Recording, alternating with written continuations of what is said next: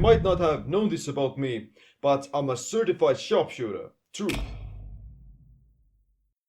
My name is Seem, and this is a story about the life lessons I learned at sniper school. After high school had finished, me and many of my friends decided to enroll in the military. It's compulsory in my home country, so I decided to get it over with. I had spent the last 12 years of my life studying, so I wanted to do something different. I wanted something that would put me completely out of my comfort zone. So fucking be it. Fall in! Your mission is to kill me. My mission is to kill you first. And I'm good. Them paintball bullets, they hurt?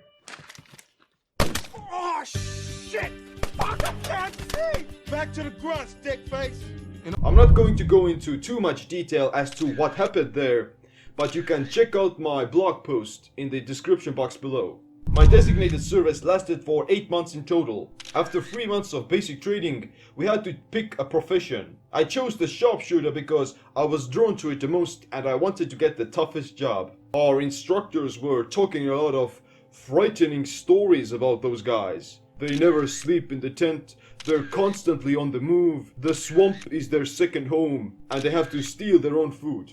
After I was selected to be one of those 8 guys who would comprise the sharpshooter squad out of those 200 men, my fate was sealed. With no clue of what it was at that time, the right decision had been made.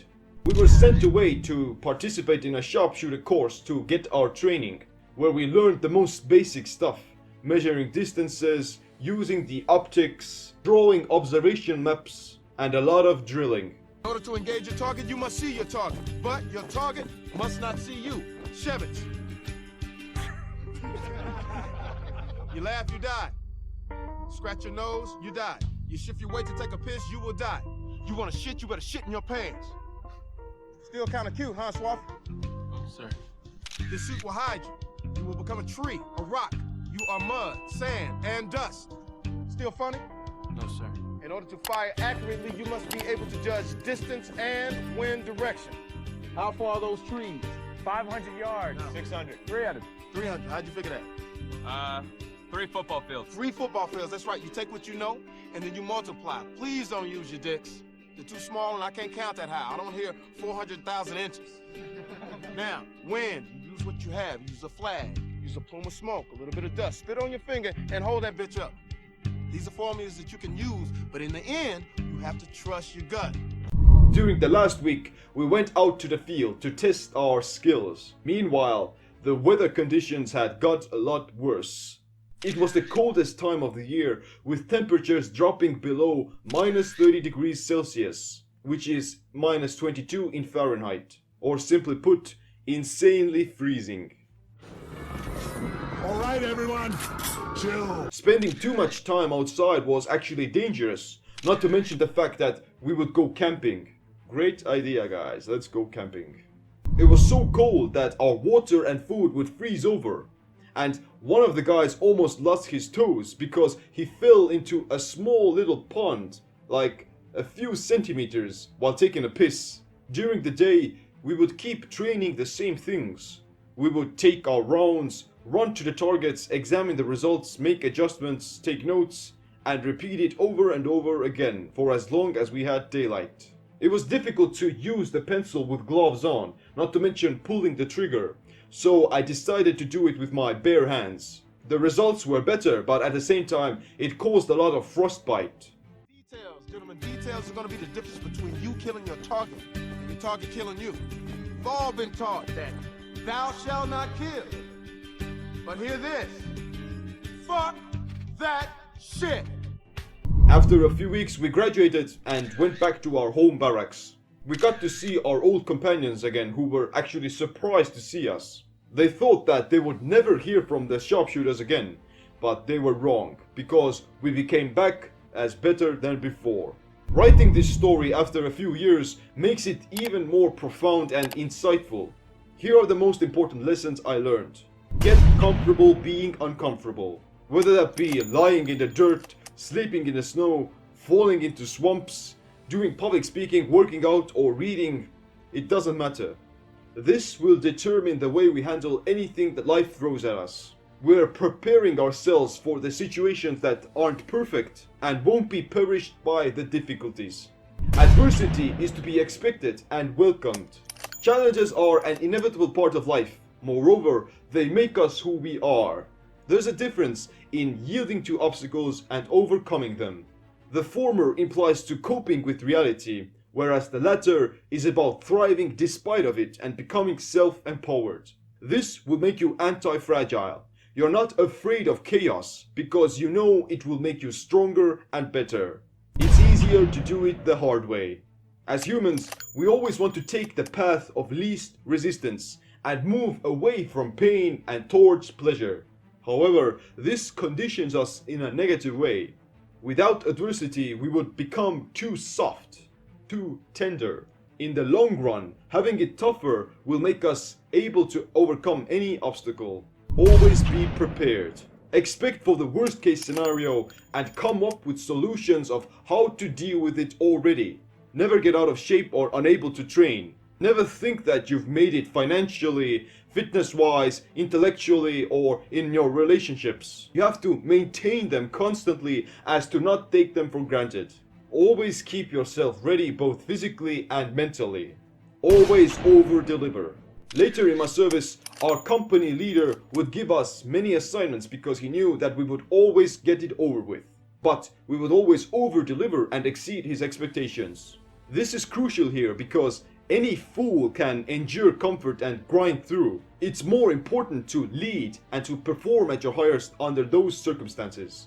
We're a lot more durable than we think. Most of the time, it's our own mind that gets in our way. This applies both to physical and mental efforts. Our maximum is always higher than we think. If we are forced to suffer and endure, then we have no other way but to simply adapt. Putting in more effort will yield extraordinary results. After realizing that we are powerful beyond measure, it's easier to exceed ourselves. We have to always give our best. Pushing our own boundaries further will make us grow and better. Never ever have I regretted taking the extra step or making that extra rep, despite the difficulty. You have to be proactive. The reason why we were able to over-deliver was that we put ourselves on the line every time. Instead of waiting for the world to happen to us, we decided to happen to the world. Act or be acted upon. Pain as well as comfort are temporary. Whether we're experiencing physical hardship or pleasure, it doesn't matter. The workout will reach its end, the weather will get warmer, the feeling of safety and dryness will soon be replaced by freezing conditions. Everything will be replaced by its polar opposite one way or the other. By realizing that this too shall pass, you can endure pain a lot longer and can also appreciate the comfort in which you are currently a lot more.